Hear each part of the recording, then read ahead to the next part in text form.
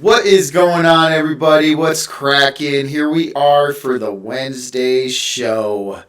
Got home as soon as I could, was working down in Castle Rock, took a little bit longer than expected, but that is the freaking story of my life being a service electrician.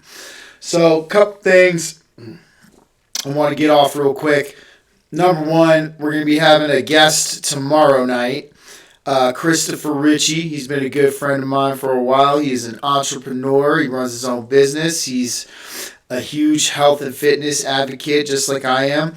And it's going to be really good to have him on here and, catch up and pick his brain about what he does. And hopefully what we can do is get a format laid out for people trying to do the same thing. I know we all have a little bit of entrepreneur in each of us. And it's a good thing to work for yourself and to take care of yourself. It's what we're all trying to do in this world nowadays.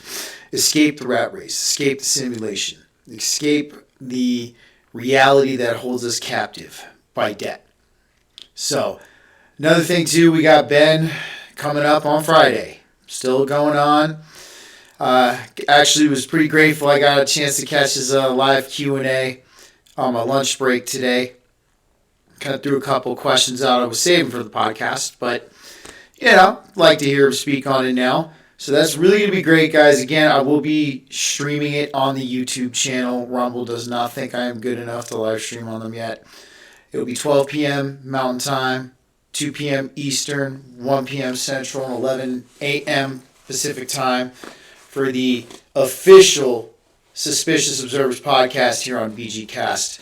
I'm super, super grateful Ben is taking time out of his busy schedule to come and chat with us. And I will have the live chat up, so if you guys want to ask questions, you have anything you want to talk to him about and pick his brain about, you will have the ability to do so.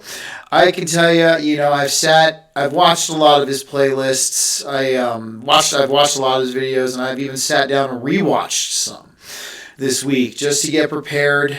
This is a really big thing, y'all. I mean, it's going to be great to have somebody who is a master of his craft. I look up to him personally. I do. He's somebody I would mentor in some way. I mean, he's a very, very smart guy, highly intelligent. You can just tell just talking with him for 5 minutes. You are speaking to somebody with an IQ probably really up there. So, other than that, y'all know about that already. I've been going on about it for a couple weeks now. So the one thing I do kind of want to talk about and bring up real fast is this whole Jordan Peterson ordeal. In case some of you guys don't know who Jordan Peterson is, he was originally a liberal back in the day. He went to liberal colleges, and he actually was campaigning for the Canadian Socialist Party and things like that back in his heyday. But then he kind of understood and learned. He became a psychologist, and he started learning about how people work, and ultimately it turned him conservative. And I think, like I said right now, I'm not exactly a conservative per se. I side with the conservatives as of now because they are spreading the message that we need to hear. They are bringing things to the table that we need to talk about. And I support Jordan wholeheartedly because he helps a lot of young men in this world today. Young men are, kind of in a shitty situation, or that's what they would like you to think. We're really not.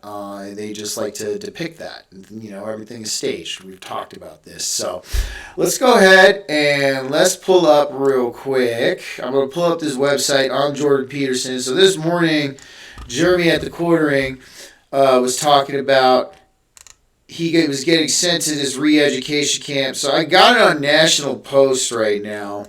I don't know the credibility of these guys, but since this is kind of a what you would call a thing going on, I'm pretty sure they would have no reason to lie. But, the media has a lot of reasons to lie. We know that.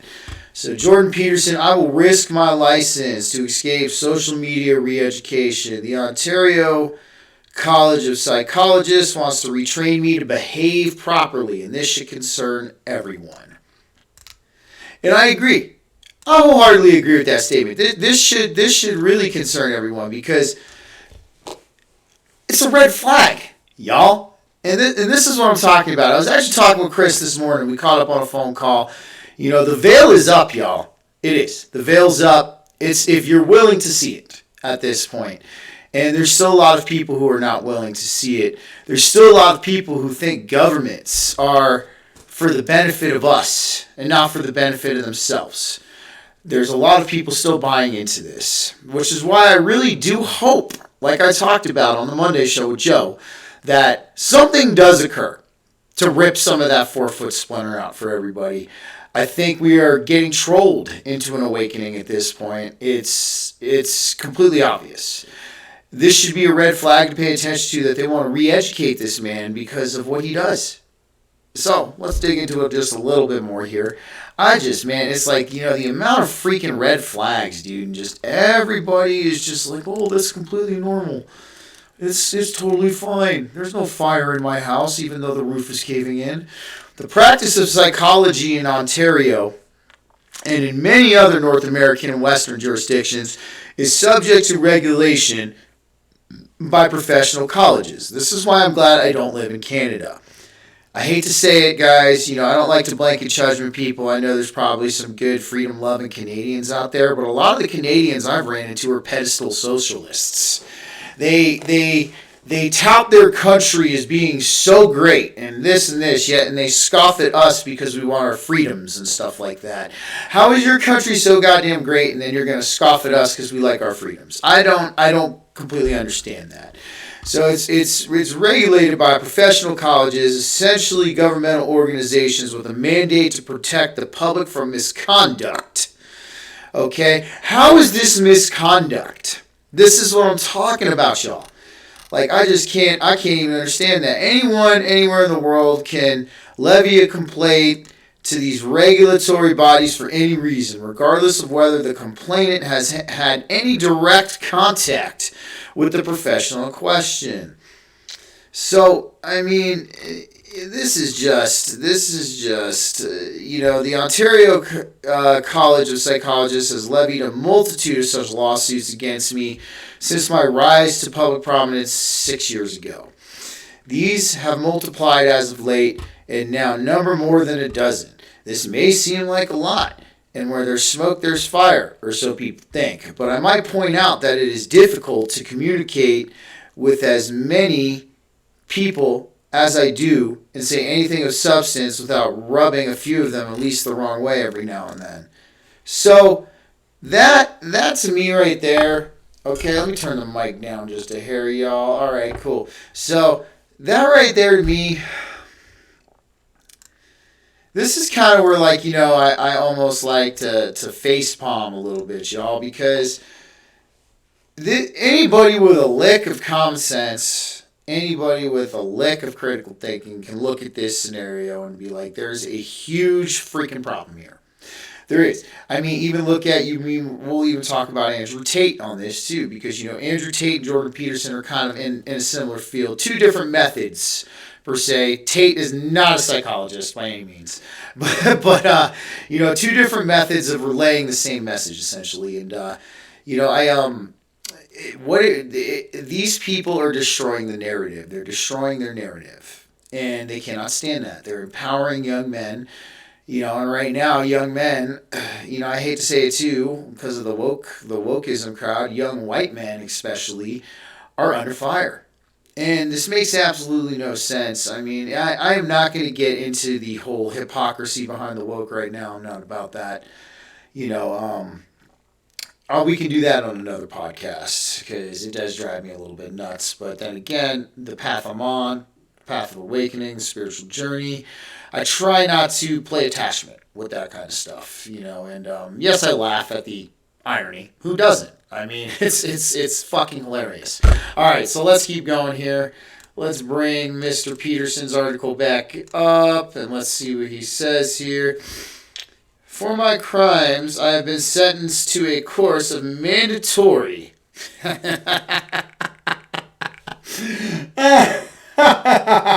mandatory social media communication training with the college's so-called experts.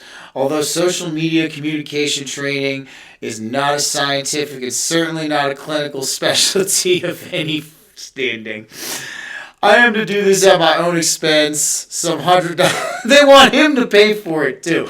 We want you to go, but you see, this reminds me a lot of back. You know, when I was younger, I got into some trouble. You know, when I was in my late teens, and you know, I was a typical fuck up kid, and you know, I went to court, got on probation, and it's like they took my driver's license away, and they're like, we want you to go to work and work a job, and we want you to pay for all this fucking treatment, but we're going to take your license away from you. So you have a really hard time fucking doing so. And this is kind of like a similar thing. So, and for a length of time that is to be determined only by those retraining me and profiting from doing so. How will this be determined when those very re-educators, those experts, quote unquote, have convinced themselves that I've learned my lesson and will behave properly in the future? Here's his little tweet right here. It's worse than you think in Canada. At Elon Musk, regulated professionals are now terrified into silence by their respective colleges. This means they are no longer able to say what they believe to be true.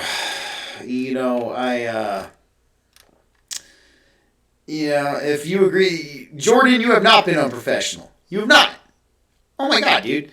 Like, don't agree to it, man. And you know, wholeheartedly, if you know you have enough sources of support at this point in time to where if your license was at risk per se, it's not going to be a massive loss to you, man. I enjoy your talks. I enjoy your lectures. I've listened to your podcast. In fact, you have empowered me myself in a lot of ways, and I thank you for that. I seriously do. I personally feel that you have done nothing wrong. You know what's going on, as well as a lot of people do here. You know what's happening. You are influential. You put faith in the hearts of young men. You lift young men up. And we are the ones that they are afraid of. Even Tate said it. He's like, they are afraid of the military-aged men. Because we're the ones who can take this into our hands and actually do something about it. And I think it's by time we do. I'm not talking the French Revolution. Me and Joe have talked about it multiple times. It's a siege, not an ambush. That's the more pragmatic approach. So let me just finish up this article real quick, and then we'll get on some talking points here. My fucking God, dude. If I agree to this, then I must admit that I have been unprofessional in my conduct. And to have that noted publicly, even as the college insists that I am not required to admit any wrongdoing. If I refuse, and I have, of course, refused, the next step is mandatory public disciplinary session, inquiry, and the possible suspension of my clinical license. I should also point out the steps already taken to constitute the second most serious possible response to my transgressions on part of the college. I've been placed in the category of repeat offender. Gotta love it, dude. What exactly have I done that is so seriously unprofessional? Nothing, Jordan. Nothing, Jordan. I retweeted a comment by conservative leader Pierre Poilievre about the unnecessary severity of COVID lockdowns. I criticized Trudeau. I think that's why, man, they're coming after you right now. Because you did that. And you know what? Props for doing that. I criticized an Ottawa city councillor. He criticized Trudeau's former chief of staff, made a joke about the Prime Minister of New Zealand. I did all that disrespectfully, by the way, in a horrific manner that spread misinformation, that was threatening and harassing, that was embarrassing to the profession. Anyways, I am also, these are separate offenses, sexist, transphobic, incapable of the requisite body positivity in relationship to morbid obesity, unforgivably of all, climate change denialists. Well, here's the thing, that's why we're having Ben on the podcast, because we're gonna be talking about his version of climate change and his events too, his evidence also. And I'm gonna tell you what, guys. When it comes to the climate conversation, there's nobody I would rather listen to than Ben Davidson of Suspicious Observers, because he, like I said, backs up everything he talks about with insurmountable evidence. He's got evidence, y'all, like the hardest thing that everybody wants. And And, now we see that, there are solar cycles. And, the Heinrich Bond cycle being one of them. We're going to touch base on that. And, there's a couple of quarter events as well that cause these radical shifts in climate and things. It definitely would happen in the last Younger Dryas, in my opinion, 12,000 years ago. And we are right at the end of that right now. I was watching his playlist today, and it's over. The cycle's over. It is. It's time. So we'll see what happens. I really can't wait to pick his brain about all this stuff. So, all right, let's bring up the Peterson article one last time. Okay, so every single one of these accusations and now accepted evidence of my professional misconduct is independent of my clinical practice. Of course it is, because you're doing your own thing. Which, by the way, has been suspended since 2017, when my rising notoriety of fame made continuing as a private therapist practically and ethically impossible. Understood. Every single accusation, sorry guys, I'm burping on my protein shake. I had to slam that shit down before I got down here. Every single accusation is not only independent of my clinical practice, but explicitly political. Not only that, unidirectionally, explicitly political. Every single thing I have been sentenced to correction for saying is insufficiently leftist politically. I'm simply too classically liberal, or even more unforgivably conservative. So that's actually something, he decided to take a crap. So we'll get back to that later. So that's one thing too, man, that kind of drives me a little bit nuts about some of the stuff going on these now. These people on the left, they are not liberals. Okay? A true liberal is for liberal freedoms. A true liberal is okay with gun rights, is okay with bodily autonomy, is okay with all of this stuff, okay? These people are leftists. So that's kind of where it's like, because in a lot of ways, I mean, in terms of like thoughts and things like that, I mean, I am about liberal freedoms. I am. I would not call myself a liberal per se, because I do not believe in having an overhead federal government establishment or anything like that, because when you centralize power, this always happens. So, the one thing I'm going to say, all right, is this is getting out of hand at this point. This is getting dumb. And this should be a wake-up call. This should be a red flag to everybody that people who are influential, who speak out against the narrative, are under fire because they have the capability of rising their disguise of plausible deniability. They have that capability. And the thing, and this is the other thing that should have been a red flag too, and this kind of ties into what I'm saying, but in California, how they made that law that doctors cannot disagree or go against the narrative of politicians. And they want to scream, preach the science, and praise the science. That's not fucking science, y'all. All right? And if it is fucking science to you, you are removed from the actual definition of what science is. I'll give you the Webster's version, just in case you don't know. Science is a sophisticated method of learning about our world through observation, measurements, experimentation, and collecting data. Science is meant to be questioned. Science is meant to be expanded upon. You don't allow those two things, you no longer have science. You have something what's called a non-theistic religion. Okay? And that is what it is. It is a non-theistic religion. That is what the science trademark has become. It's no longer a method of learning about everything. It's now, you listen to us and you don't question us. And this cannot be expanded upon, because if you try to expand upon it, we will ridicule you and tell you you don't understand it. And possibly soon you're probably going to get beheaded like the Dark Ages of the Catholic Church. So I really hope that does not happen. Invisible College probably already has some people set up for that, for the beheadings. We'll put it that way. And but that case in point right there.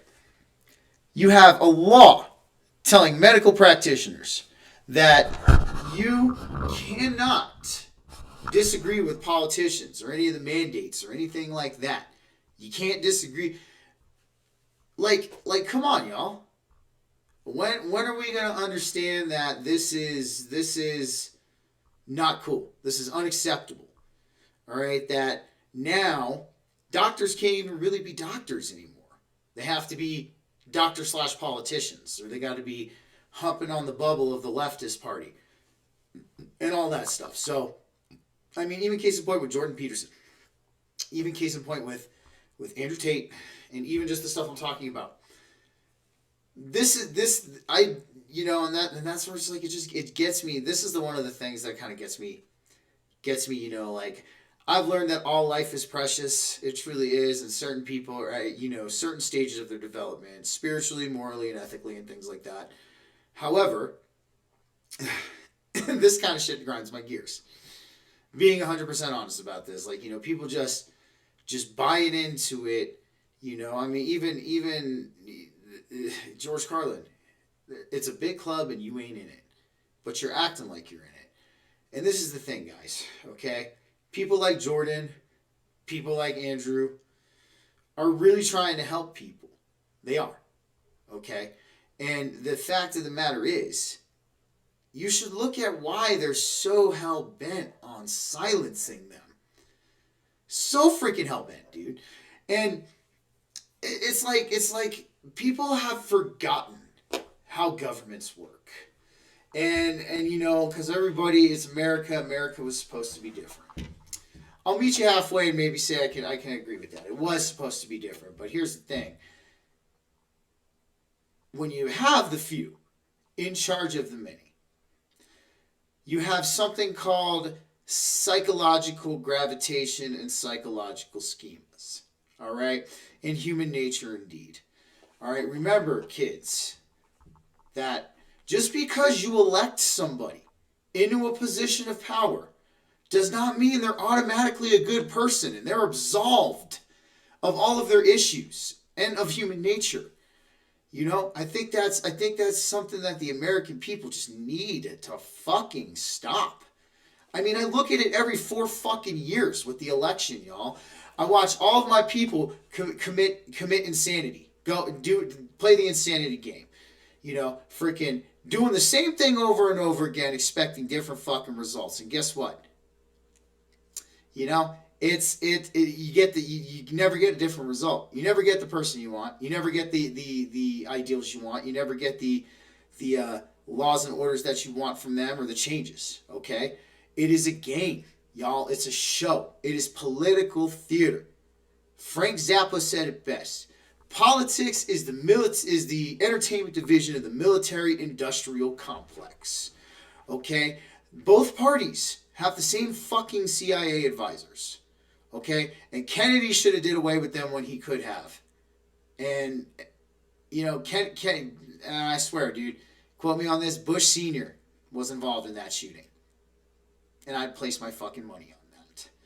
So this is what I'm talking about, y'all. You have to understand that governments, okay, do not care about your best interests. They have the disguise of caring about your best interest, but they care about their best interest. They're not going to tell us anything that's going to threaten their power. They're not going to tell us anything that's going to make them seem obsolete. They will not.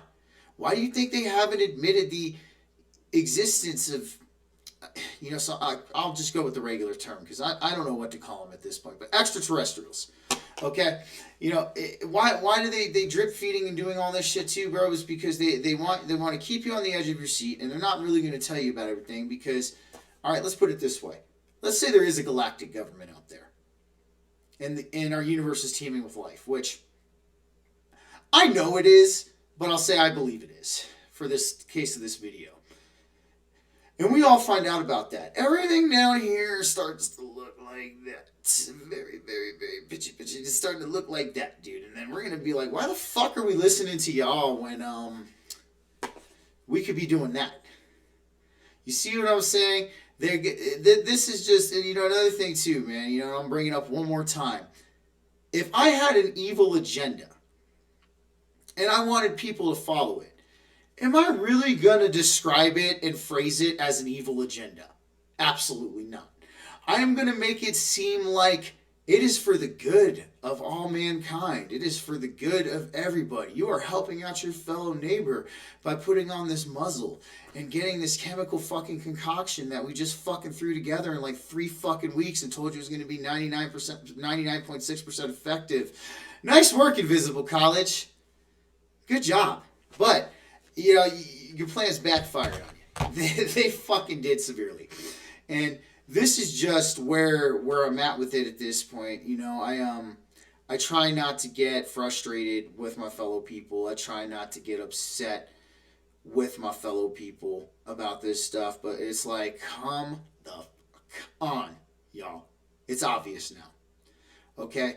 It's obvious now that there's something going on. It is obvious now that things are not what they have been painted to be throughout the years that I've been alive, at least these 35 years. And it's do or die time, y'all. It is.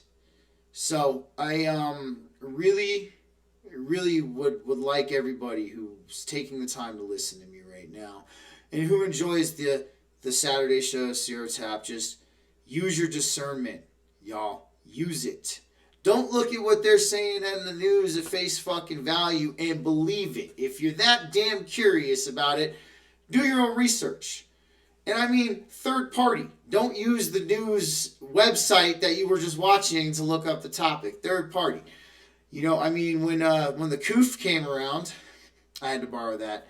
When the COOF came around, you know, I did a whole bunch of research. You know, I went to the NIH website. I went to, you know, I looked up everything on coronaviruses and things like that, and then was even a bigger picture of shit that did not add up. So, that's what I would like y'all to do, man. Just, you know, take the time. If you're interested, use your freaking discernment. Use it. Okay? It's a powerful tool. All right? Now, let's see here. Let me try and go ahead and see if the freaking website wants to behave itself for just another couple of minutes here. There we go. Okay. So every single accusation was not only independent, we got that, for criticizing our Prime Minister and his cronies and peers, for retweeting Pierre Poilievre, the leader of the official opposition in Canada, and for holding and for daring to express reprehensible political views. I have now been convicted by the College of Psychologists of harming people. You know,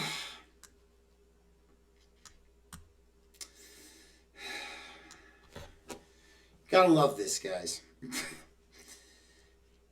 Lifting up young men is harming people. Being honest with people is harming people. You know, the whole, you know, I haven't really spoke on the whole body positivity and the fat acceptance thing. I mean, that's something Peterson talks about. A lot of the guys I follow talk about it, and, you know, some of you might be disheartened to hear this, but I think it's a load of shit. I do. All right, and the number one reason I think it's a load of shit is, one, is selfish. Not only to yourself and the ones you love, okay, because they're going to have less time with you. You're cutting your own life short by being like that. And then it's selfish to society too, because then you expect society to cater to you at that point because you're so big. Okay, I'm an ex-fat kid, y'all. I was fat as fucking hell all the way up until I was like fucking 18, 19 years old when I finally decided to do something about it, you know, go hit the gym, learn about nutrition, you know, freaking make something out of this self, dude. And that's one thing I agree with Tate and, you know, Jordan Peterson about. As a man, you should be a specimen. You should be a unit. Okay, yeah, you should be a fucking unit. I said it. All right? And it's that whole thing too, man, you know, that hurting their feelings. To me, that's just a fucking crock of shit, dude. They want you fat and weak. They want you reliant on them. They want you to bow down. And you will not. People like me will not. Okay? because I take care of myself, I'm doing really good. I don't really have a lot of health issues. You know what I mean? And if you take care of yourself too, you're doing yourself a favor. You're doing the ones you love a favor. Okay? Because you're giving yourself more time with them on this planet. And you're not being selfish to everybody else, because then that it even kills you, because like, yo, dude, if you're that big, you need to go buy special clothes. I'm big up here now, and I gotta shop at Costco, dude. They don't make clothes for people with shoulders like mine, man. They think every man has a 12-inch freaking wingspan when you go to like Target or Kohl's or anything like that. So, but the good news is Costco's cheap. so that's the only good news for me on that, is that Costco's cheap. So, but same thing, man. The whole him getting under fire about the whole body positivity and the leftist narrative and things like that. It's funny how a lot of people want to call people like Jordan or Andrew sexist or misogynistic. It's I could probably go on for fucking hours talking about this, honestly. I won't do that to y'all, though. So we're going to go ahead and give this show a close for today. And the one thing I would love to impart on you all, my listeners, my viewers, one, I am super grateful for you. Because without you, we would have no Great Awakening. And I thank you for joining me. All right. Number 2, okay? Remember, we're going to have Ben on Friday. I shot out one serious question to him during the live Q&A and one joking question. He's going to have to get used to me being a little bit of a goofball. That's just what I am. And I'm really looking forward to this. Also, I've been saving this announcement for the end. A lot of you who have known me for a while know I play guitar. I've been playing guitar for many years. 23 years at this point. Damn, it's been a while. So, I talk about how I want to start a renaissance. I talk about how I want new music, new ideas, new journalists, new art, new philosophers, everything like that. I'm going to start doing that myself. So, you will be seeing some music actually coming. I'm sure some of you on the Facebook page saw the outtakes of the Monday show where we were jamming out and having a good time. We're going to do a little bit more of that. We want to bring, we're musicians, we're creators ourselves, so we're going to try and bring some of that to the table also. So stay tuned. You might get a surprise tonight even. But I'll be seeing you all around tomorrow evening. I'll be live streaming the podcast with Christopher Ritchie. We're going to get to pick his brain on his entrepreneurial skills, and he's living in Hong Kong right now, so he's in a whole different environment. Compared to what we are right here. So maybe that'll give us a little bit of a culture shock too, man. We can kind of get a look at things outside of the United States. So that's about it for today, y'all. Remember, stay strong. Keep fighting the good fight. All right? Do not let them make you afraid. Do not let them scare you with central bank digital currencies. Do not let them scare you with digital IDs. Do not let them scare you with anything. We're winning, y'all. Remember, it's a siege, not an ambush. Until next time, guys.